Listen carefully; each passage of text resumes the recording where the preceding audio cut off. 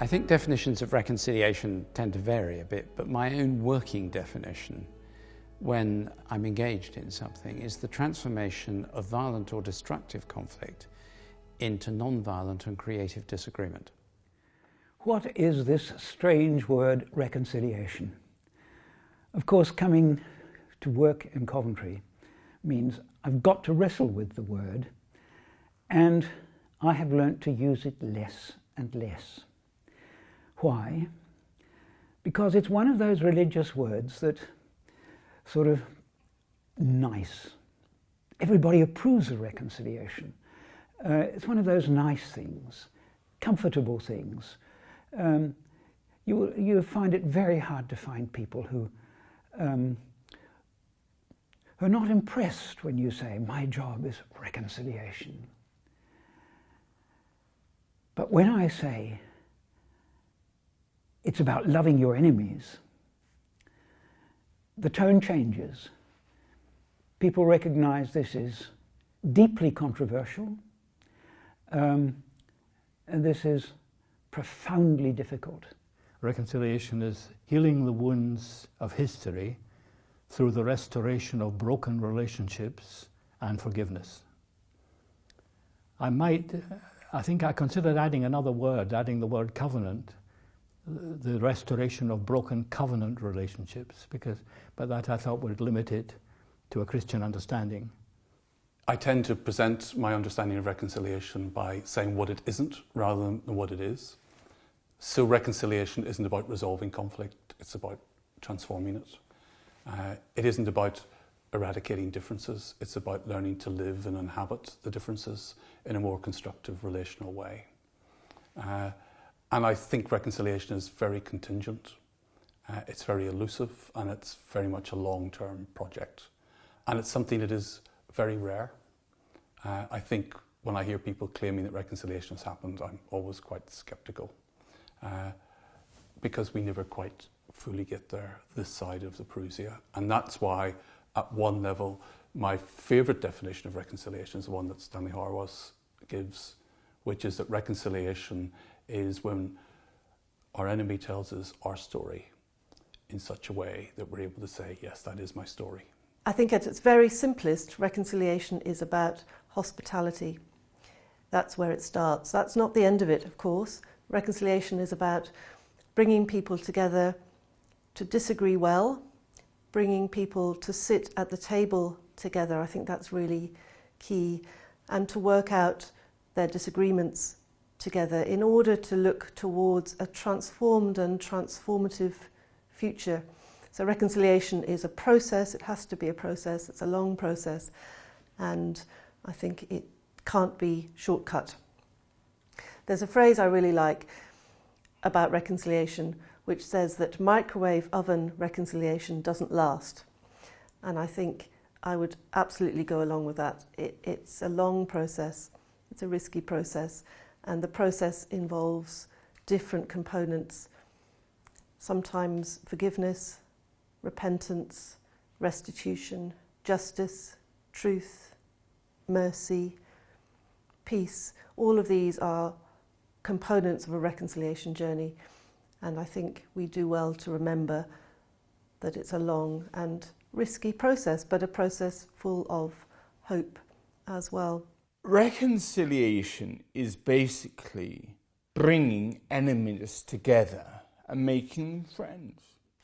Who is my enemy? It is a person whose story I have not heard. Once we have heard their story, then it's difficult to be their enemy. Then we can begin to start working at reconciliation. I knew a bit about reconciliation before I came here, but I didn't really. It was only when I got here that I realized what the story was really about. Whenever you're dealing with reconciliation, whenever you're dealing with peacemaking, you have to give people something. You give them anything. You give them something to know that you value them. Reconciliation, of course, is about healing broken relationships. And when you are up against bitterness, hatred, a history of, yes, very often murder, then reconciliation, of course, is what it's about. But it's not a theological term we're talking about. It's about taking the risk of doing precisely what Jesus did and asked his disciples to do, is to love their enemies. Probably the hardest of all the Christian commandments, if we call it that. To be reconciled with your enemy is to take an enormous risk, and in fact, to make yourself deeply vulnerable. And that is what Provost Howard did in the middle of a war against Hitler's Nazi Germany. He didn't wait till the war was over. When his own cathedral was destroyed, he confronted the people of Coventry, who didn't like it one bit, with the challenge, we Christians say no to revenge, and yes to forgiveness. That was a provocation. Nobody at that moment thought of forgiving Hitler's Germany. And yet, this was what Provost Howard was saying. He wasn't just saying it, he proclaimed it in practice. And the moment the war was over, when many people were saying the only good German is a dead German, he went to Hamburg, where 40,000 people had been killed by British bombing, and said, how can we help you? Not, are you willing to ask for forgiveness? No, no. How can we help you, our enemy? So the cathedral, in a sense, established its reputation on that basis. But you can't live off the past. You have to ask now, what does reconciliation mean now? And for most ordinary people, they have to apply it in their personal lives. Enemies are not just political enemies in other nations. Often enough, they're in your own family. They're very close to home. And where the hurt is deepest is where love should be strongest. And often the opposite is the case. One of the mistakes in reconciliation work is to apply a template across different conflicts, violent or non-violent. But in practice, it is very relationally based. The model we developed while I was involved in leading the CCN, or as we called it then, the International Centre for Reconciliation, ICR, was based around some words beginning with R.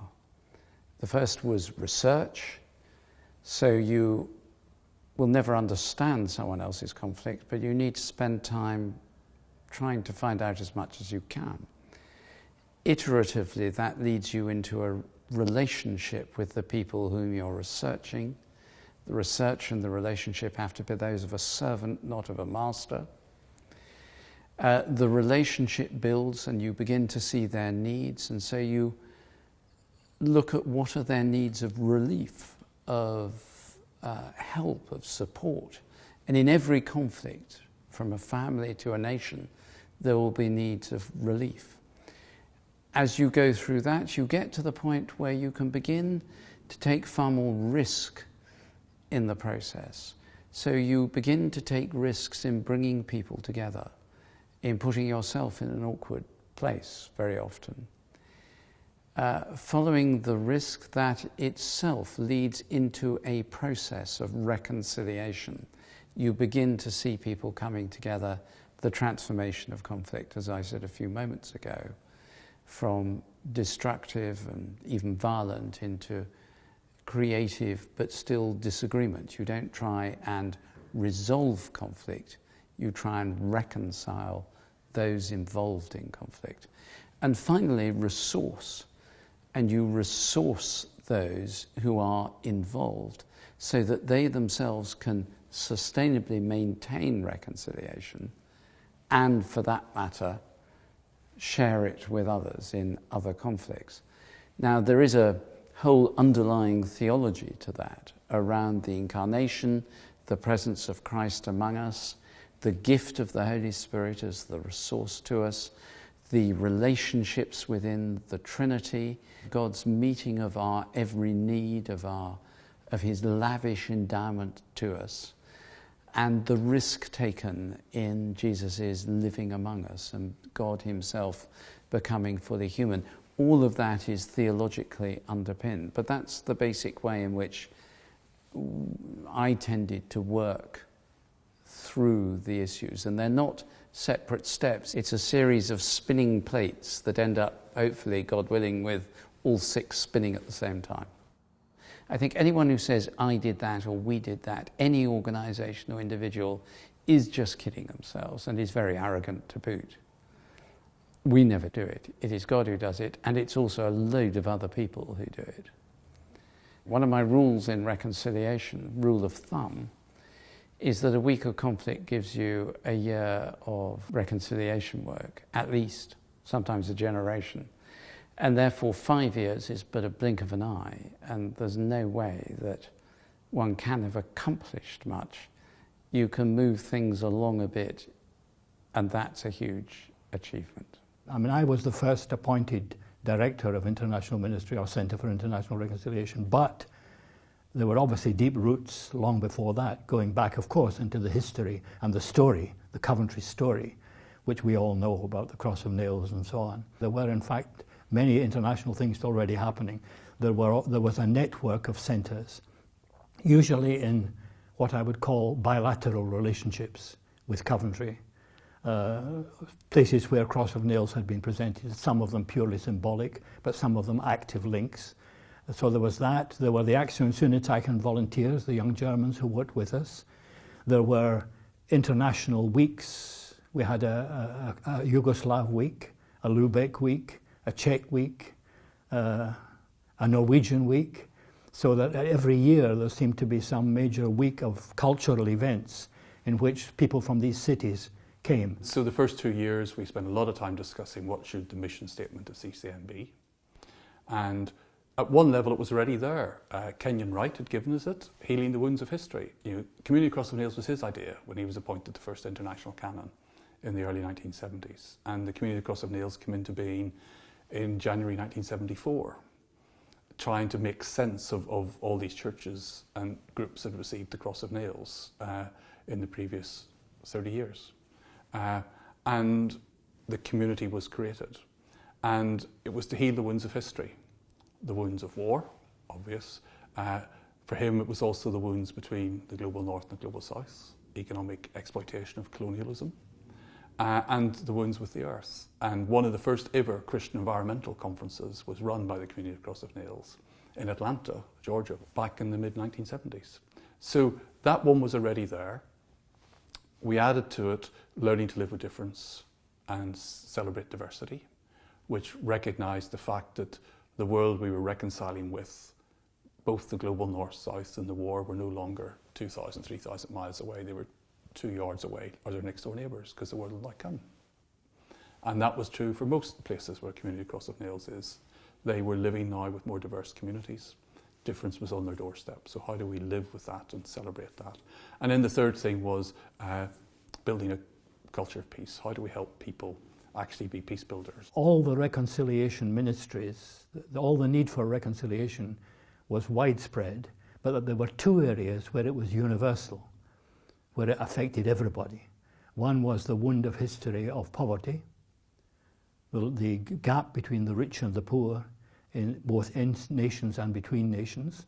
And secondly, the gap with nature, the ecological problem, the crisis which we're facing in ecology. So I said these are two wounds of history which, if not healed, will end our civilization somehow or other, will certainly transform it. So these two, I said, every Cross of Nails centre, by all means deal with your local reconciliation, race relations, whatever it be, Palestine, Jewish, Arab, you have your own local situations, but you share in these two, which are universal, and I would like to have seen guidance from here for how local groups could study these two things. What we do in Coventry or anywhere else, what we try and do here, is to make it easier for people to find their own way to reconciliation. There has to be that servant side, but there also has to be that bluntness and toughness about the consequences of non-reconciliation. This is not a luxury option to fit on top of the gospel. It is the sine qua non of the gospel itself.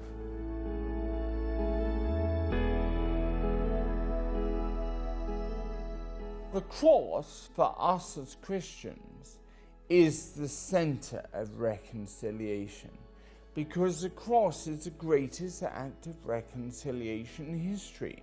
It's reconciliation between humanity and God. But if you're dealing with different faith groups, you can't necessarily use the cross.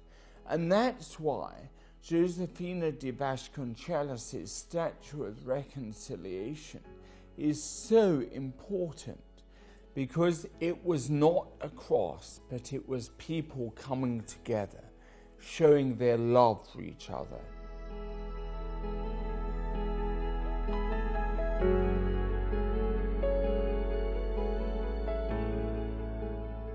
I do think that in that focal moment of the cross, the story that I've talked about as my definition of reconciliation, that is when the full story of the human predicament is unveiled.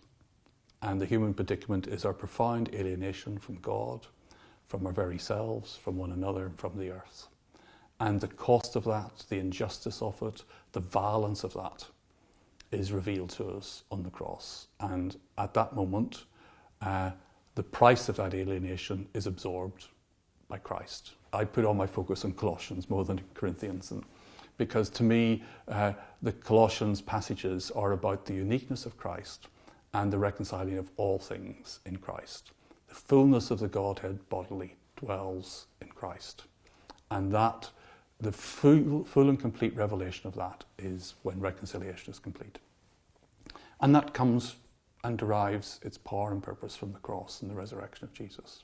I wouldn't be quite as narrow as to say that the only way to reconciliation is through the cross. That is the definitive moment in human reconciliation with God and with each other. That's where the barriers are broken down.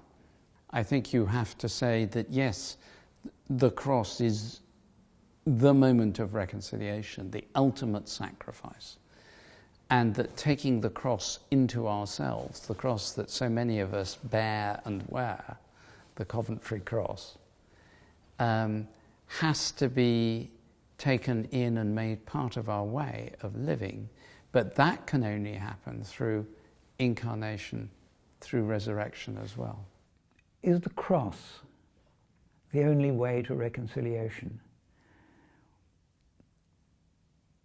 Is Christianity the only way to truly live? Is the same question put in a different way. To which I have to answer no. It is my way. It is the way God has led me and the culture in which I grew up, which is both a Jewish and a Christian one.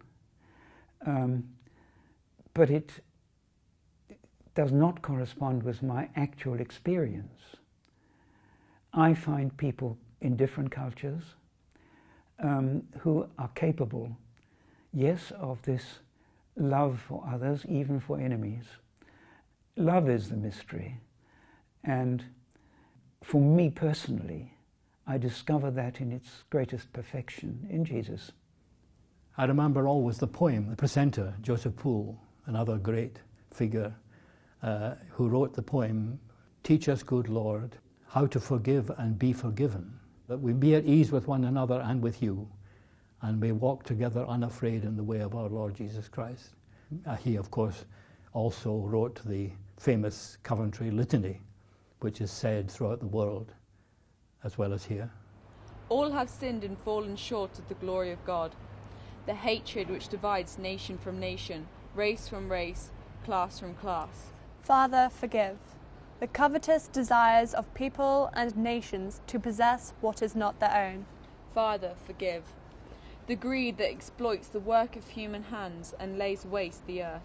Father, forgive our envy of the welfare and happiness of others. Father, forgive our indifference to the plight of the imprisoned, the homeless, the refugee. Father, forgive the lust which dishonours the bodies of men, women and children. Father, forgive the pride which leads us to trust in ourselves and not in God. Father, forgive. Be kind to one another, tender-hearted, forgiving one another as Christ forgave you. Amen. Amen.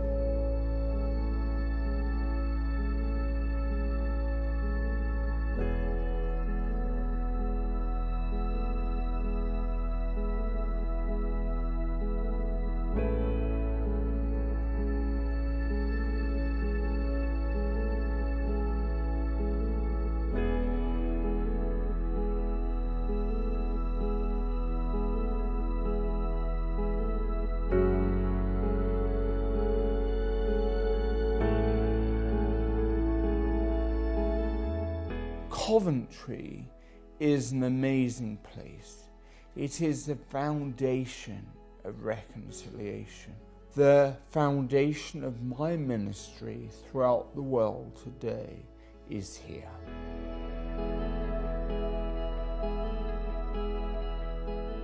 The fact that these buildings are iconic in the city of Coventry is really important. We have a space here where we remember particularly what happened then, and we look forward now through our buildings, through our story, and really importantly through action to what the city of Coventry can be in terms of peace and reconciliation in the future. World War II created situations, the Holocaust being one, but there are many others, which we dare not forget, because those who forget the past are condemned to relive it, as somebody once said. So I think the story, and of course the Coventry story is rooted in something that happened in the past, but which has echoes for the present and the future, of course, all the time. And I think several times we've had to, so to speak, rework the story, reinterpret the story, but it's the same basic story, and it goes back to World War II. I don't think there's any way you can avoid that. It is utterly relevant because it is the narrative, the testimony to God's extraordinary work.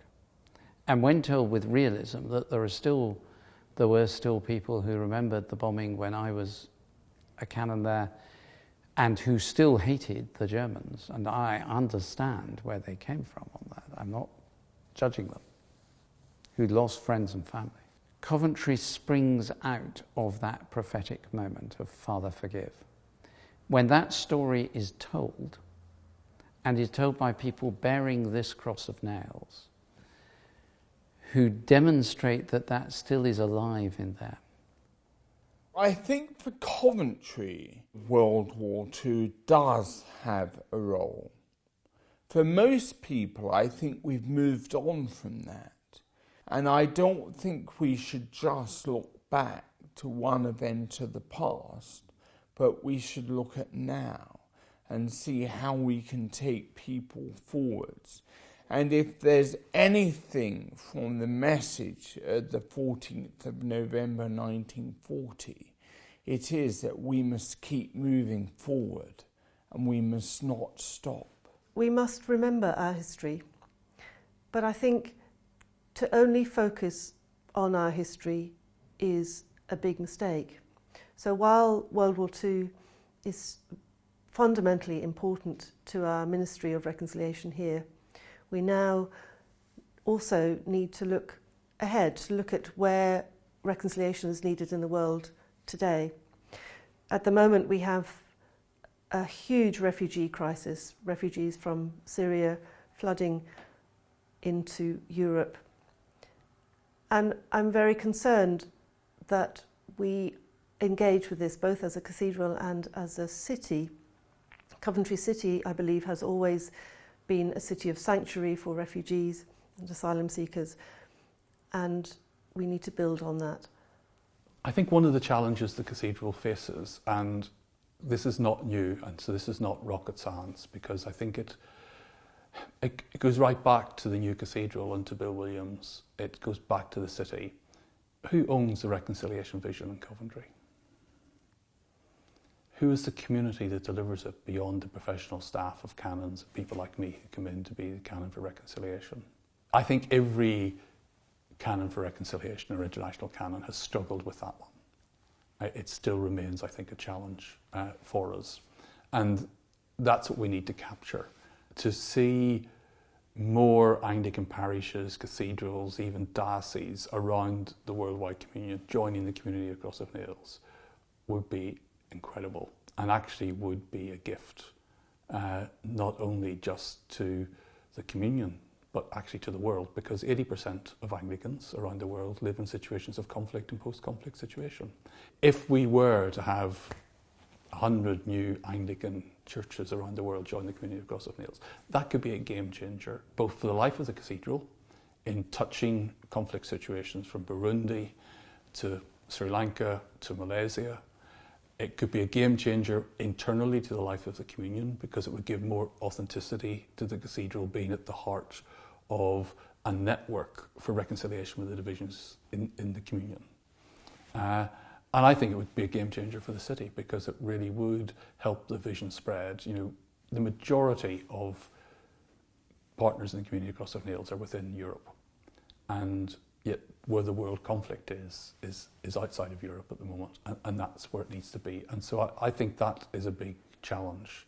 The challenges for reconciliation that are coming, that are here already, in fact, are to do with the rise of fundamentalism, to do with ISIS, to do with the effects of that conflict and that worldview, particularly at the moment with the refugee crisis.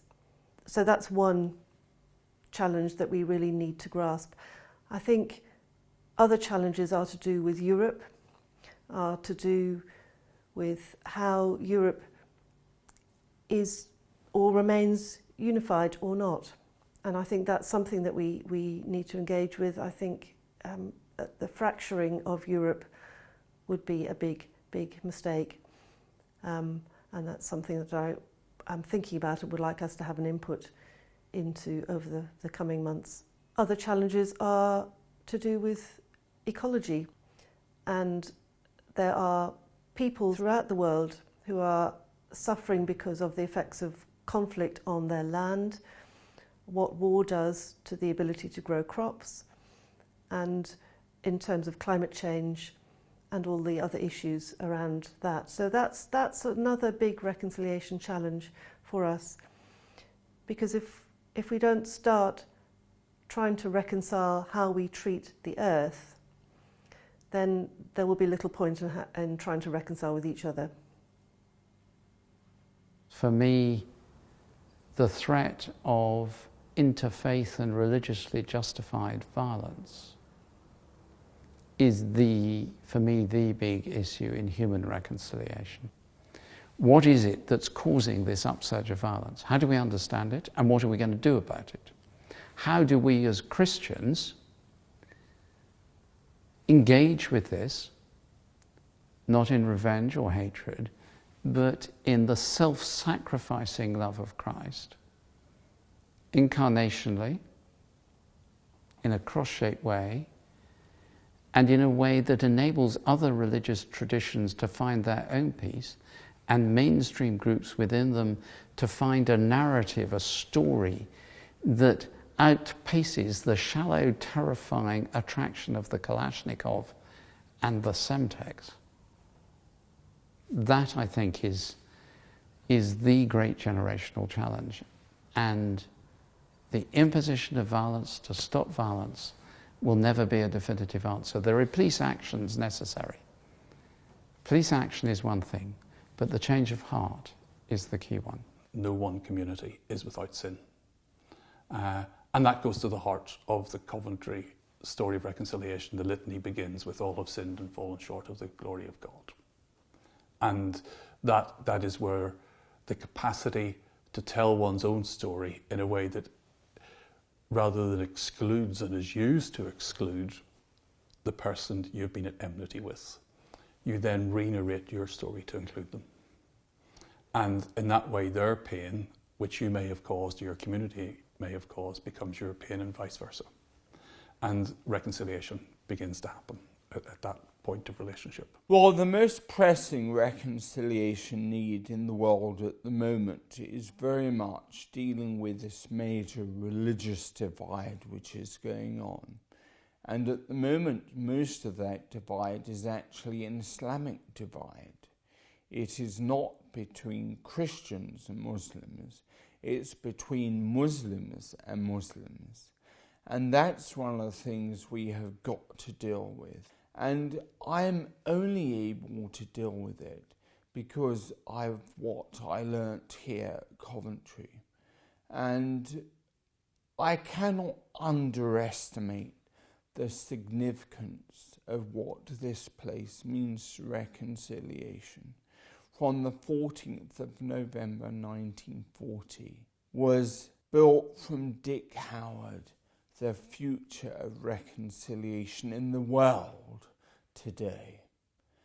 And whether it's those of you who are still based here at Coventry or those of us who have moved on from here, we are still taking forward this message, Father, forgive. The problem is that forgiveness to many other religious traditions, both in Judaism and Islam, is not a central tenet of their faith tradition. So we have to work at that, work at trying to show people that all of us are called to be people of forgiveness. I suppose in a Christian context, the enemy is fundamentalism. The enemy is the idea that we are right and everybody else is wrong. And fighting fundamentalism of every kind within the church, within society, is the immediate task. And it's on the increase everywhere.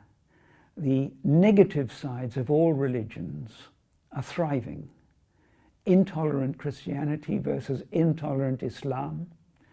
And that intolerance, historically and in the present, is not a theory. It kills people on a large scale.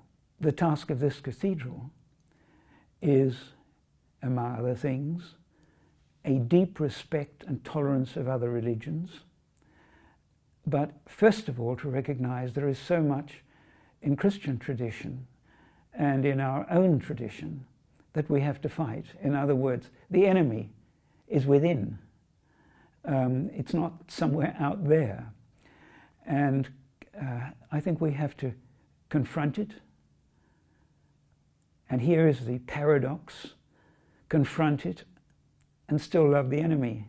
So the task of loving ourselves is part of being a decent Christian and a decent human being. Self-hatred is often expressed in hatred of others onto whom we project our own weaknesses. So that's a universal battle in every age and in every time, but we have to define it and recognize it, and particularly in the Britain of today, recognizing a culture that becomes more and more self-centered and individualistic. I think the rejection of being part of a wider European family, which is so widespread in Britain, is one of the things the Church has to be fighting. It isn't just should we be members of the European Union or not, but are we part of this Europe that is part of our culture, our tradition, and our past? We may not like some of it, as we may not like some of ourselves, but the European question is part of the Church's task to say yes.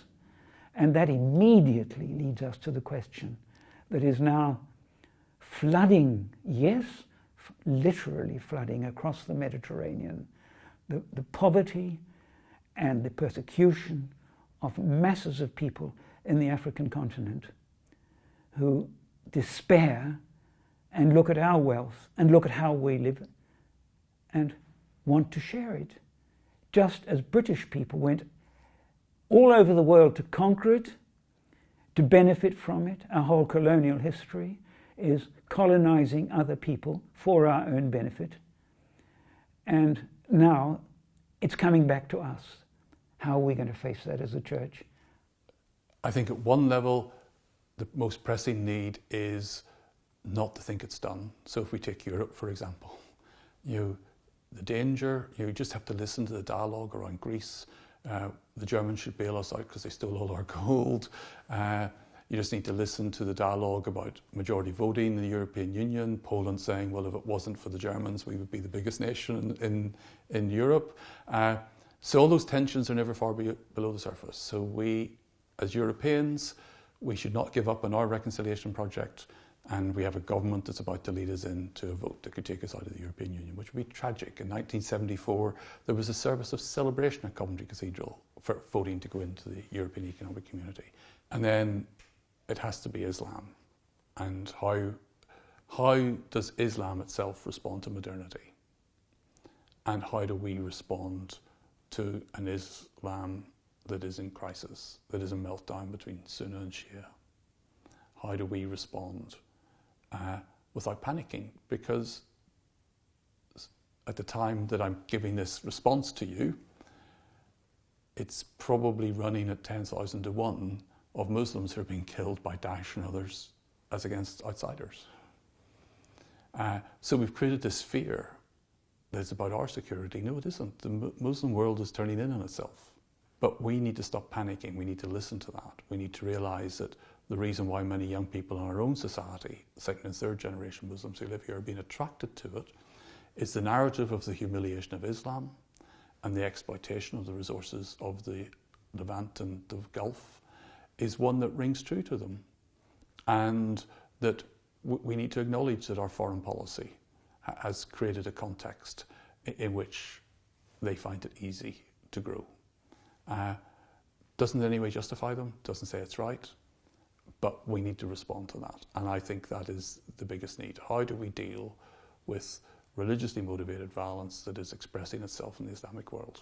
It threatens to suck us all into a catastrophe. The only piece of advice I can give is love your enemies. And so much of our time and work is dealing with enemies. And it's by showing them love and giving them something that you can give hope.